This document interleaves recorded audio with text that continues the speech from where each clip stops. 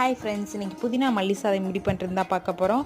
புதினா, மல்லி, 4-5 பல் பூண்டு, 3 பச்சை மிளகா, கொஞ்சம் உப்பு போட்டு நல்லா அரைச்சி வச்சுக்கோங்க. தென் குக்கரில் 2 ஸ்பூன் நெய், 1 ஸ்பூன் ஆயில் ஊற்றிட்டு நம்ம ஹோல் ஸ்பைசஸ் எடுத்து வச்சுருக்கோம்ல அதையும் போட்டு நல்லா ஃப்ரை பண்ணிக்கணும்.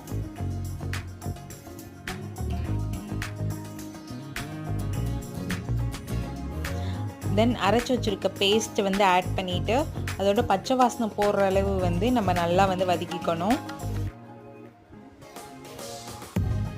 வதக்கிட்டு கொஞ்சம் கெட்டியான தயிர் ஆட் பண்ணிக்கோங்க. தயிர் ஆட் பண்ணிவிட்டு அரிசிக்கு நீங்கள் எவ்வளோ போடுறீங்களோ அதுக்கு தகுந்த மாதிரி தண்ணி ஊற்றிட்டு அரிசியும் போட்டுருங்க. போட்டுட்டு ஒரு விசில் வந்ததும் இறக்கிட்டா ரெடி ஆயிரும். Ta-da! Bye!